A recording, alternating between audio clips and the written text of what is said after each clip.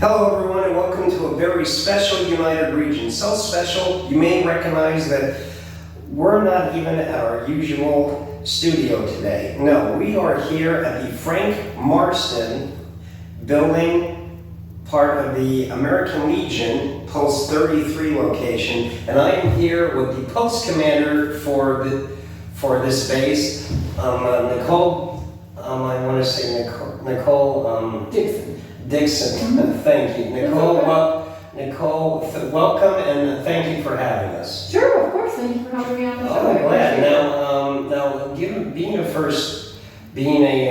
first-time guest to our program, and for those of you tuning in the first time for our series, what the United Region consists of is, well, what we do is we cover mental health, community-based activities and things, things that affect, well, people all over your neighborhood and people all over this country. And in kind of ways where major gathering spots, for example, and ways we not only get together, but things that can help us come together. And the American Legion is a perfect example of that. Nicole, would you be able to tell us a little bit about what the American Legion is and how it came to be, and actually this location itself? Sure. So the American Legion itself was formed in 1919 in Paris, France.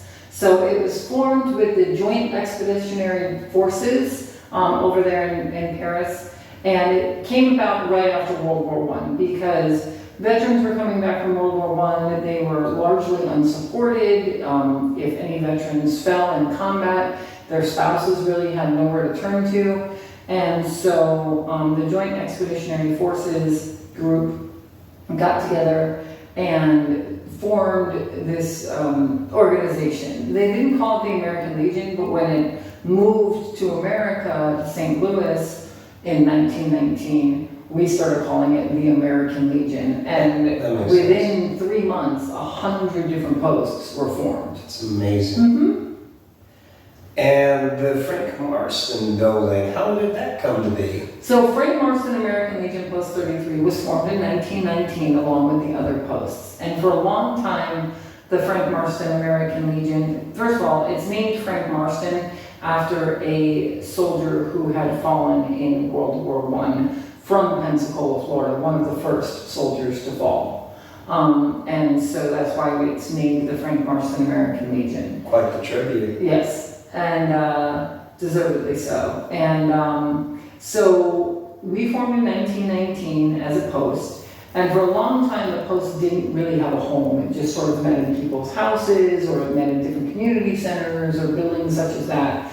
And then in 1931, the building that we are sitting in right now was constructed for Post 33. So this building at 1401 West Intendencia has been the home of the Frank Marston American Legion since 1931. Now, if I'm hearing that right, you're saying that, if I heard that correctly, for 12 years the function existed without a solid home. Yeah. But without a Which base. is true of many posts across the country, even today. I was not aware of that. They either rent their space or they meet in people's homes. Not every post has their own building. I was not aware that this was such an ideal that not only could but did exist without a base of operations or a home. Yeah. What I mean is without a solid, without an actual place. Like a building. Exactly. Yeah. Without a building to its name. Yeah, well, an American Legion post can exist pretty much anywhere as long as you have 10 veterans that are willing to get together to commit their time and energy. It's a volunteer organization to form their own posts. I understand that it is one of many types of nonprofits. Yes, it is. It's a C19 nonprofit, which basically means we fall under a tax designator that's not typical. And so, but we are a nonprofit organization, as are all American Legions across the country. And I understand that, and I certainly would love to, and I'm sure our viewers out there would love to hear about how you came to be post commander of this great function, and what got you involved, and especially what you've been doing in that time. But before we get to it, there was something I wanted to cover, and I'm sure certainly should be. We got about 12 years. 12 years until there was finally a building to its name. What happened in that time? In other words, what purpose or what was the building used for? Well, What filled these amazing walls? What history can this building tell us? This building didn't exist before us. It was built for Post 33. So literally, this building did not exist before Post 33. I'm sorry. Wow, that is amazing. What I meant to say was after 1931. Like, what functions did it serve? What did people use it for? Were there events? Were there big meetings? Sure. Like what? So like did soldiers come during the war? During the war, was it used for base operations? Were there fun dances, things of that nature? Sure. So the building is built in the 1930 dance hall style. If you come to visit Post 33, you'll see that. We have a stage, we have a giant wooden dance floor. So it was built as American Legion, as I mentioned, but it was created as a place that events could happen, and many events have happened here. We had a lot of touring shows that would come through in the 40s.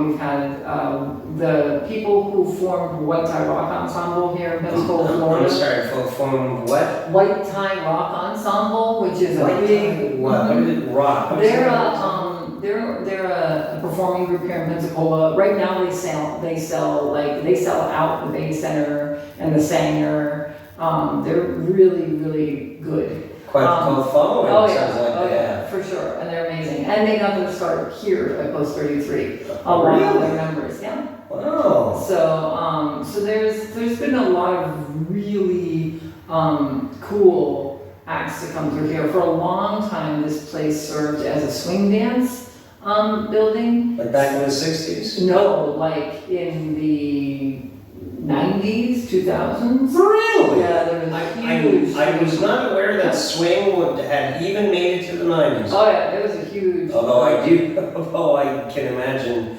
one or two people out there at least who would love the old days of the poodle skirts and the happy days. Yeah, no, there was a huge swing community. There still is a huge swing community in Pensacola. I was not aware that people miss the old happy days if you're part of the club. Oh yeah, no. And a lot of people really met their significant other here, or there's so many stories. When we were first getting the building operational again, a lot of people came through and were like, oh, I met my sweetheart here, I did swing dance here, I was at a show here. There's a lot. Sounds like there's a lot more of these walls could tell us than I thought. Oh, for sure. And I already thought that these walls could talk. Oh yeah, no, there's a lot of stories. Still trying to find out where the mouth is. Yes, exactly. And now has it always been a great function? Like has it always been as strong as it?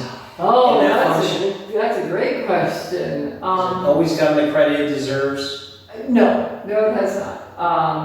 So one of the things that happened to Post 33, and one of the things that we're trying to recover from now, is and this happens with a lot of American legions. As people get older, because veterans are from World War I, or not now. But I know what you mean from Vietnam, from an older generation. Yeah, exactly.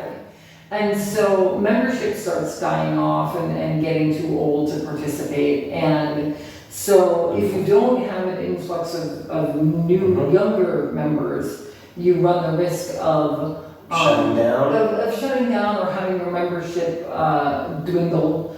And so that happened at Post 33 for a while. It was under interesting leadership, and it was having problems maintaining membership. And this is common knowledge.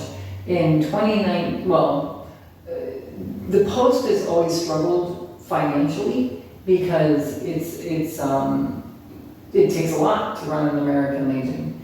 I'm sure it does, but any nonprofit. Exactly. Takes a great bit of finance. Oh, yeah. just to stay on the ground. Yeah. Exactly. Just to cover your bases, just to stay on the ground. And so Post 33 ran into some financial difficulties. A younger member had taken over, and in order for Post 33, in order to pay its bills, and this is even true now in a lot of ways, we hold events or different things. People donate to come to events, and for a while it got turned into a club. That's the best thing I can say, like a nightclub. And this was, in 2019.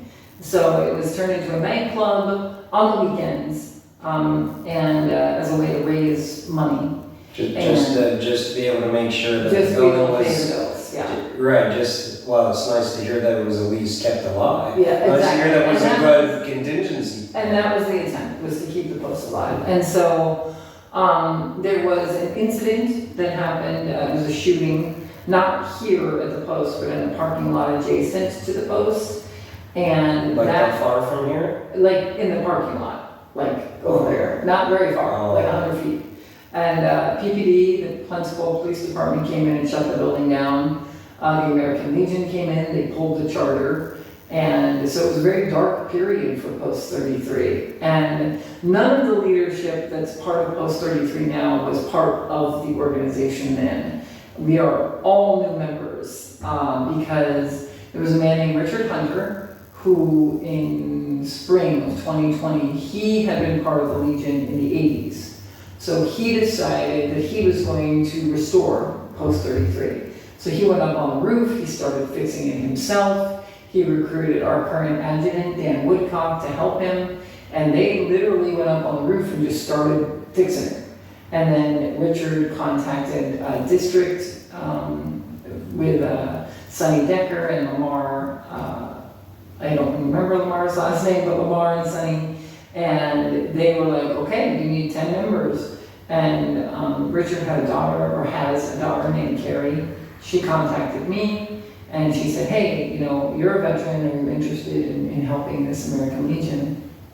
And to be honest, at the time, I wasn't really thinking about joining any veterans organizations. It wasn't something I was particularly interested in. But Carrie said, we really need your help. And so I came in and I looked at the building here at Post 33, and I fell in love. I don't know how else to put it. And speaking of leadership, this is how you got your start. They reached out to you. That's how you got your start here. Yeah.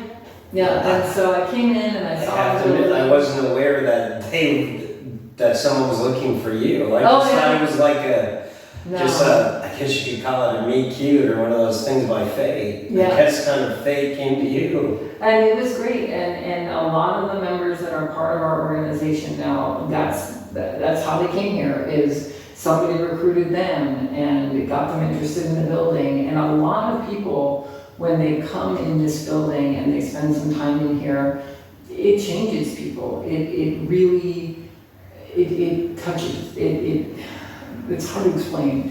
This building has so much potential to be a center for veterans, for the community, for the arts, because we have a stage, and previously had been a place for concerts and events, and like I said, White Tie got their start here, a performance space, and so the Post has tons of potential.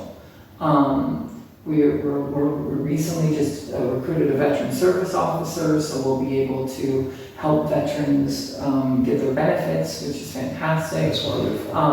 We're just starting our Sons and auxiliary group, so we'll be able to do fundraising and help other veterans organizations. And I understand that some new events are finally on the way. I understand you have some things coming up in November or so, and we do. Even a fun little mystery thing for the children for right before Christmas. Yeah. So we have a Veterans Expo that will be on November 7th.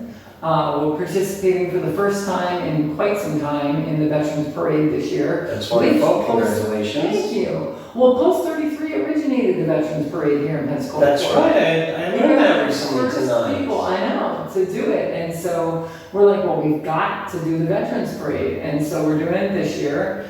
And yeah, we've got different events going on. We've got a comedy show coming in. Case of the Missing Nose is what you yes, just talked about. Christmas, That'll yes. be December 21st, I believe. I realize there may be spoilers, and I apologize, No, but feel free to just answer yes or no, because I brought this up with people in the audience during the meeting. I have to ask, because I'm very good with context clues and patterns.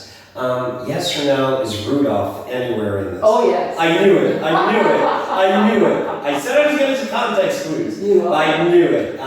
Very good. Thank you. It was the only reason I could think of a nose being mentioned at Christmas. It's Rudolph circa 2000, so you get to see, like the VH1s, like Where Are They Now?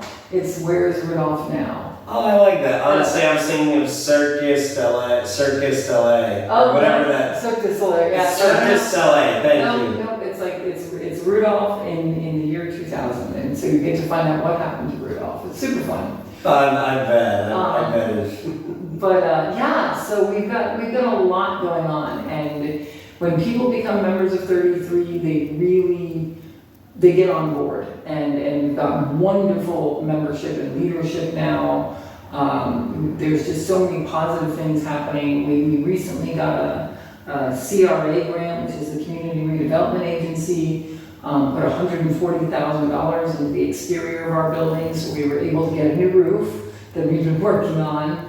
We got exterior lighting, exterior paint, and now the interior we're working on. A member of our organization, Pat Combs, came in and rebuffed the floor and made my commander's office actually look like a commander's office, which is nice. So yeah, we're little by little, and with the membership and with people dedicating their time, talent, and abilities to Post 33, we're getting there. That's wonderful. Mm-hmm. And it sounds like honestly, I apologize if this sounds a little too philosophical, but the way you describe this place and the way it touches people, I realize it's scientifically impossible, but to me it almost sounds human. No. And honestly, it kind of sounds like something all people are capable of, and it's amazing. It sounds like this building holds a lot of heart and a lot of memory, and it seems to me that whatever this building has or has been given by people, can give that a lot to pretty much anyone, or shows what people are capable of, doesn't it? Yeah. This building has a lot of heart, and it speaks to people when they walk inside. That's amazing, and it really does. To speak about the tribute, I mean the dedication and the heart of humankind, and especially America, if not the world, involving in what the sacrifice they give for their people, and how we have to come together, not just to protect our homes and our families and our land, but also to one day become one land or one people. Mm-hmm. And protect each other. Exactly. And one day and truth be told, I hope that one day that will be counted as all nations and all countries in one world.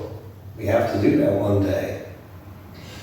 At least I like to hope that it can be done. I think it's very important for people to come together. Yeah. I agree. After all, if I may, like you said, the American Legion itself didn't start in itself here in the United States. It was originally founded in France, and look what happened. Mm-hmm. It's that type of joining or shared ideas that inspires the best of humankind, and that has to be spread to all people, because we all are one people, and that's the only way, at least in my personal opinion, that one day things will get better and we won't have to fight, because no one should have to give their life for any for any reason, we have to be able, because there's no reason to fight. Peace being the ultimate goal. Exactly. That's all I need. Now, of course, I can't imagine all the sacrifices, and it's just, I have nothing but respect for the people who lay down their lives. But exactly, peace is the only way to resolve this for people of all nations and all people of the earth. And it's amazing. And I like to think that this place can kind of show that. This place is definitely a haven for veterans and the community. A haven, I like that. And So that's sort of a what sanctuary and a little piece of heaven, huh? Sounds like it means a great deal to you. It does indeed. And if anybody's interested in joining if anybody's interested in joining Post 33, our meetings are the second Monday of every month at 7 p.m. All are welcome to attend, and if you are a veteran who's been honorably discharged or under honorable conditions, you're welcome to attend and join the American Legion. If you have family in the if you have family in the military, a spouse, husband, grandfather, you can qualify as either sons or auxiliary, and we'd love to have you as our family at Post 33.